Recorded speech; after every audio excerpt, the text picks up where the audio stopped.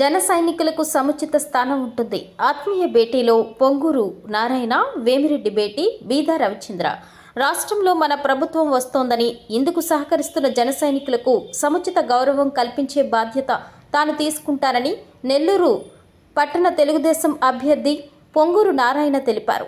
జనసేన నేతలతో వేమిరెడ్డి ప్రభాకర్ రెడ్డి, పొంగూరు నారాయణ, టీడీపీ జాతీయ ప్రధాన కార్యదర్శి బీదా రవిచంద్రలు ఆత్మీయ భేటీ అయ్యారు. నెల్లూరు జిల్లా జనసేన పార్టీ కార్యాలయంలో జిల్లా అధ్యక్షుడు చెన్నారెడ్డి మనుక్రాంత్ రెడ్డి, నగరాధ్యక్షుడు సుజయ్ బాబులను మర్యాదపూర్వకంగా కలిశారు. ఈ సందర్భంగా ఇరువురు జిల్లా రాజకీయాలు, రానున్న ఎన్నికలపై సుదీర్ఘంగా చర్చించారు. అనంతరం పొంగూరు నారాయణ మాట్లాడుతూ గత 5 ఏళ్లుగా రాష్ట్రంలో అరాచక పాలన సాగుతుందని ఆరోపించారు. జగన్మోహన్ రెడ్డి పుణ్యమాని పిల్లల భవిష్యత్ అంధకారంలోకి వెళ్ళిందని ఆవేదన వ్యక్తం చేశారు.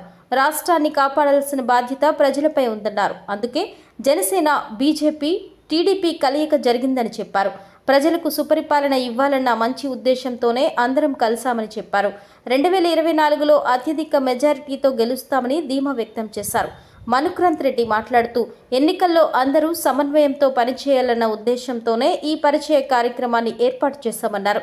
అదేవిధంగా శుక్రవారం మధ్యాహ్నం 3 గంటలకు 7 నియోజకవర్గాలకు సంబంధించిన ఉమ్మడి అభ్యర్థులతో సమావేశమై జనసేన, టీడీపీ ఎలా ముందుకెళ్లాలా, ఎలా పనిచేయాలన్న దానిపై సుదీర్ఘంగా చర్చిస్తామని చెప్పారు. గత 6 ఏళ్లుగా నెల్లూరులో జనసేన నేతలు ప్రజా సమస్యలపై నిరంతరం పోరాటం చేస్తూనే ఉన్నామని గుర్తు చేశారు.